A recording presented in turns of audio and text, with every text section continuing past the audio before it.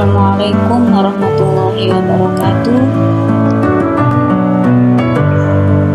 Pada usulan penelitian tentu kita tahu ada latar belakang masalah.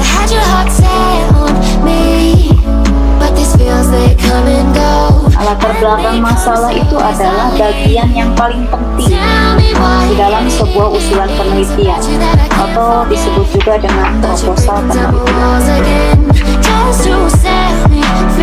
dan merupakan inti dari usulan penelitian.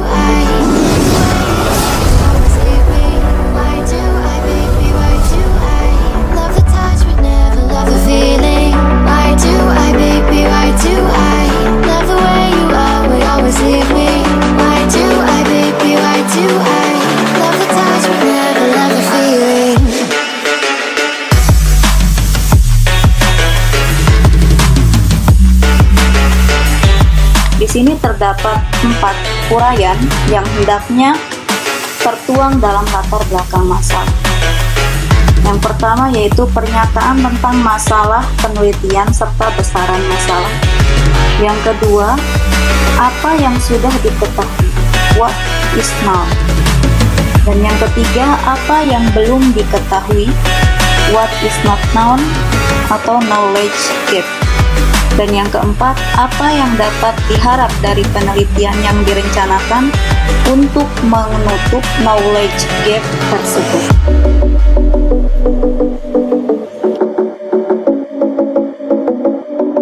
Uraian-uraian yang harus kita kemukakan dalam latar belakang masalah.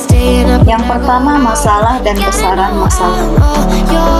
Identifikasi masalah penelitian merupakan hal pertama yang harus dilakukan oleh setiap peneliti.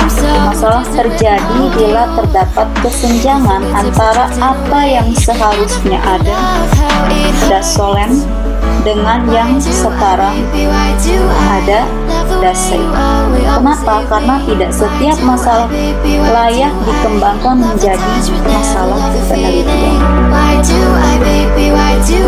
Masalah penelitian harus dapat dipecahkan sebagian atau seluruhnya dengan penelitian, dan kemungkinan jawabannya harus lebih dari satu.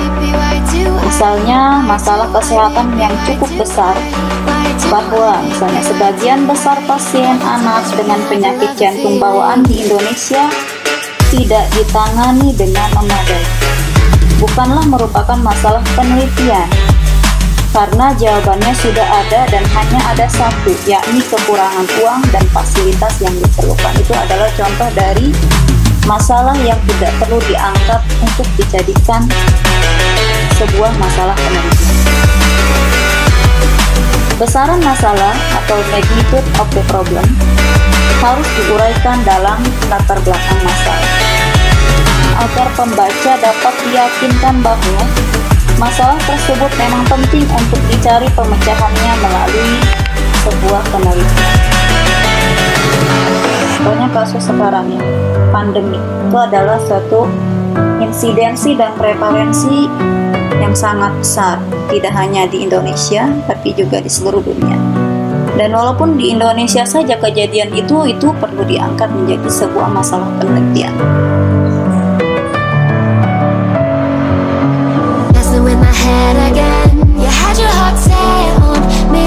Agar suatu masalah layak untuk diangkat menjadi sebuah masalah penelitian diperlukan beberapa syarat. Di antara syarat yang diajukan oleh para ahli yaitu menurut Pulley and Cummings, cukup komprehensif, informatif, dan mudah untuk diingat, yakni mampu laksana, menarik. Masalah itu mampu laksana, menarik, kemudian memberikan sesuatu yang baru, selaras dengan etika, serta relevan. Ini dirumuskan dengan baik sebagai FINER. Apa itu FINER?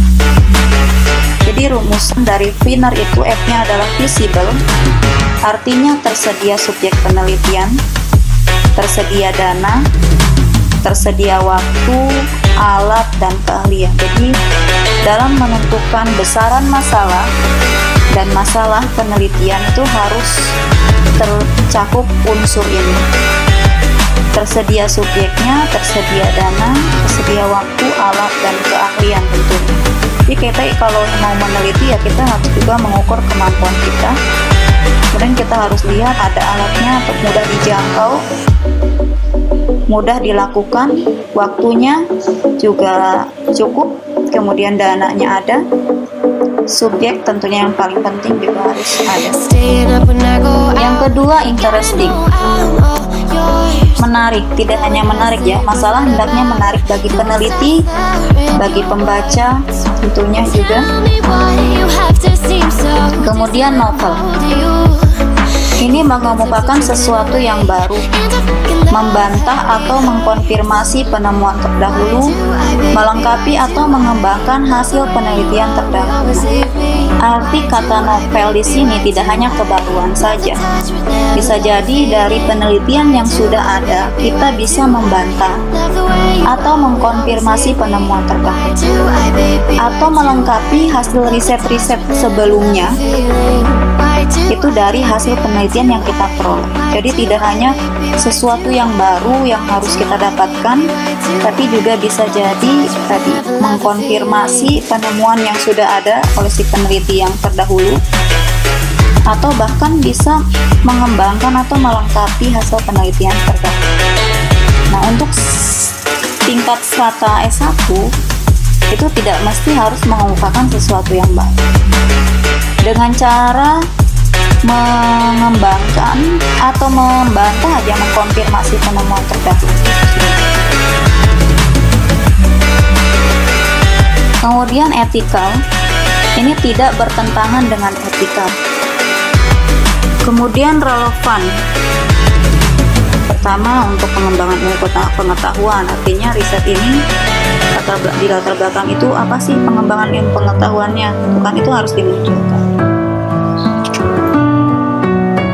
Jadi relevansi itu merupakan hal utama yang harus dipikirkan pada awal tiap penelitian. Peneliti harus dapat memprediksi hasil penelitian yang akan diperoleh, apakah relevan dengan kemajuan ilmu atau dasar untuk riset selanjutnya.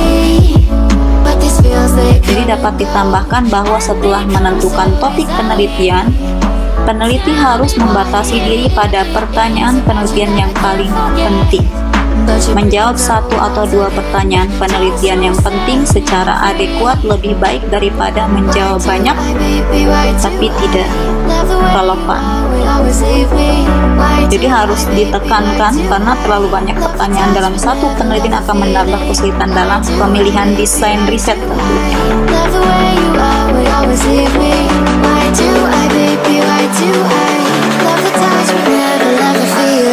Sumber masalah penelitian itu bisa kita peroleh dari kepustakaan, bisa buku ajar, karangan asli dalam jurnal, telaah sistematik atau meta-analisis dari abstrak, dari artikel-artikel penelitian sebelumnya. Kemudian dari bahan diskusi, dan misalnya bahan diskusi pada saat konferensi ya, seminar, simposium, lokakarya dan sebagainya. Biasanya kan banyak hal yang muncul, hal-hal penting dalam suatu diskusi atau pembicaraan juga secara informal dengan pakar saat misalnya Anda konsultasi atau apa, itu bisa dijadikan sebagai sumber masalah penelitian. Kemudian juga bisa diperoleh masalah itu dalam pengalaman sehari-hari.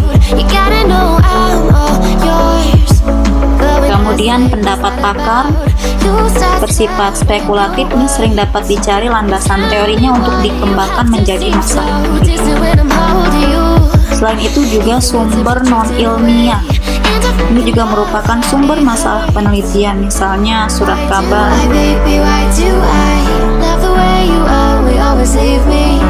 Hal yang kedua yang harus ada dalam latar belakang masalah adalah apa yang sudah diketahui.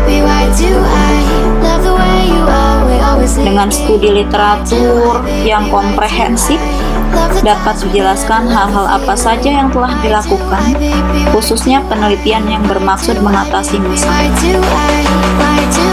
Pemilihan literatur yang relevan dan cukup mutakhir ini diperlukan agar batas-batas yang sudah diketahui menjadi jelas. Makanya syarat dalam pencantuman daftar pustaka itu juga ada di pedoman penulisan proposal. Tentunya di setiap perguruan tinggi punya kebijakan masing-masing. Misalnya ada yang menyatakan 10 tahun terakhir. Karena diperlukan tadi pustaka-pustaka yang mutakhir untuk dijadikan sebagai acuan dalam penulisan penelitian, usulan penelitian. Kemudian juga uraian tentang apa yang sudah diketahui harus ringkas, namun lengkap dan kritis. Jadi semua sumber pustaka yang dirujuk harus telah ditelaah dengan kritis, sehingga dapat diidentifikasi sumber mana yang sahih, mana yang kurang sahih, dan mana yang tidak sahih dari beberapa sumber pustaka yang Anda peroleh.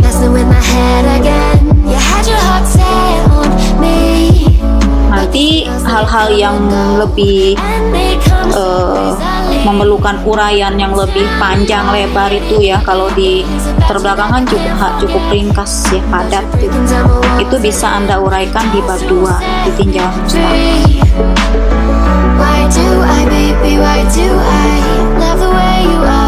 Sehingga dengan hal-hal yang sudah diketahui tadi dari beberapa pustaka, dari evidence base ataupun langsung dilaksanakan oleh praktisi, dari studi literatur, dari telah kritis dari literatur yang kita peroleh, sehingga biasanya itu simpulan ya, diambil simpulannya. Pentingnya penelitian ini dilakukan. Kemudian hal yang ketiga yang perlu ada di dalam latar belakang masalah adalah apa yang belum diketahui. Nah, hal yang belum diketahui dalam pemecahan masalah merupakan kesenjangan pengetahuan atau knowledge gap yang seyogianya ditutup dengan penelitian lain tentunya, atau dilakukan oleh orang lain atau oleh kita ya dari penelitian sebelumnya.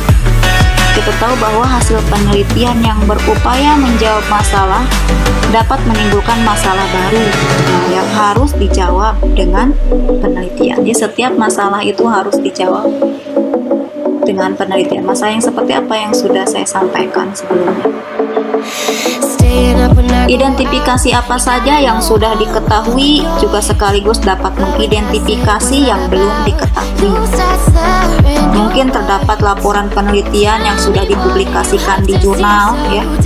Nah, namun hasilnya kontroversial atau tidak konsisten dari satu penelitian ke penelitian yang lain. Ini menandakan bahwa penelitian sejenis layak dan harus dilakukan kembali dengan catatan kualitasnya harus lebih baik daripada yang sudah dipublikasikan. Jadi kalau Anda mau tetap melanjutkan atau mengikuti riset yang sudah dipublikasikan di artikel itu, tentunya kualitasnya harus lebih bagus dari penelitian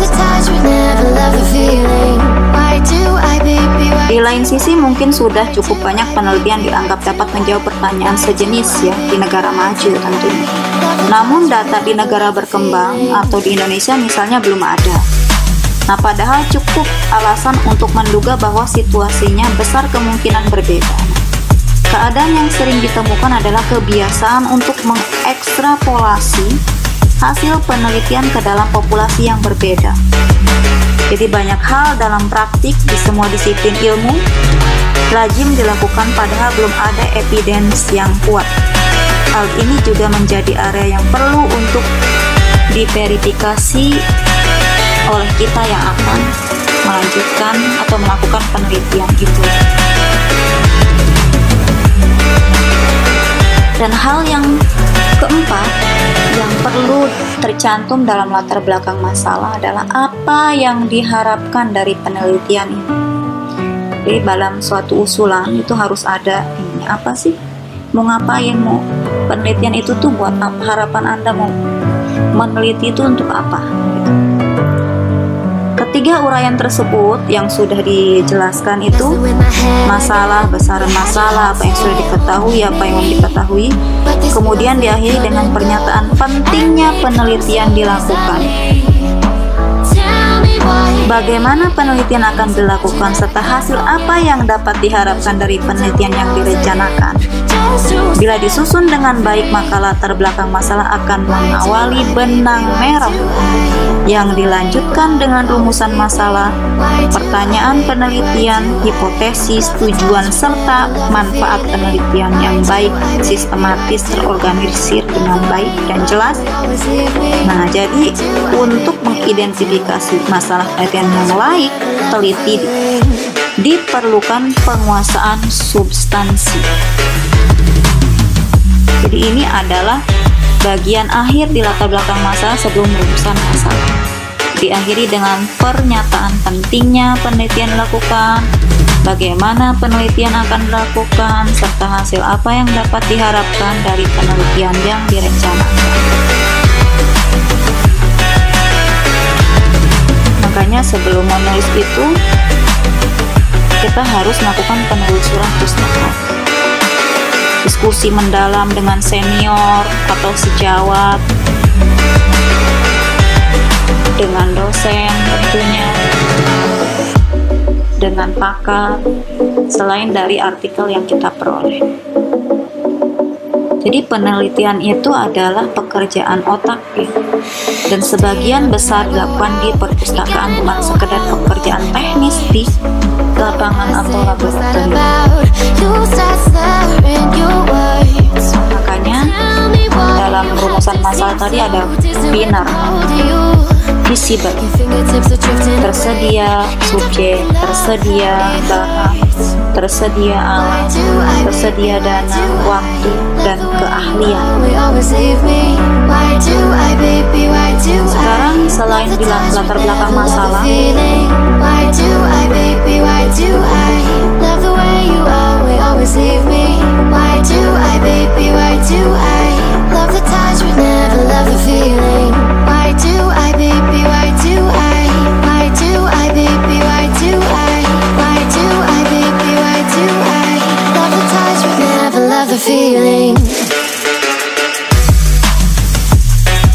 syarat yang ketiga yaitu dalam merumuskan masalah, bila terdapat banyak pertanyaan penelitian maka harus dipisah agar setiap pertanyaan dapat dijawab secara terpisah pula, sehingga nanti ada beberapa hipotesis. Jadi contoh misalnya ya, orang suka menggabungkan banyak yang ditanyakan dalam satu pertanyaan. Apakah pemberian X misalnya akan menurunkan tekanan darah, mempercepat laju nadi, serta tidak berpengaruh terhadap kinerja organ? Nah, ini kan pertanyaannya sangat kompleks. Sehingga sebenarnya pertanyaan ini bisa dijadikan menjadi 3 pertanyaan dan bisa kita jawab dengan 3 hipotesis. Biasanya rumusan masalah itu diawali dengan pengantar seperti misalnya, berdasarkan uraian dalam latar belakang masalah, maka dapat dirumuskan pertanyaan penelitian sebagai berikut. Atau uraian dalam latar belakang masalah dapat memberi dasar bagi peneliti untuk merumuskan pertanyaan-pertanyaan penelitian sebagai berikut. Makanya telitilah, cermatlah dalam menyusun pertanyaan penelitian dari identifikasi masalah yang sudah dijabarkan di latar belakang masalah.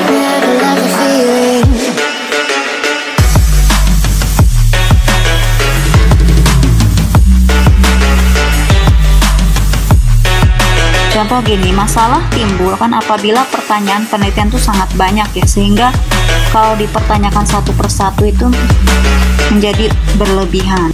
Contoh dari menyusun pertanyaan penelitian.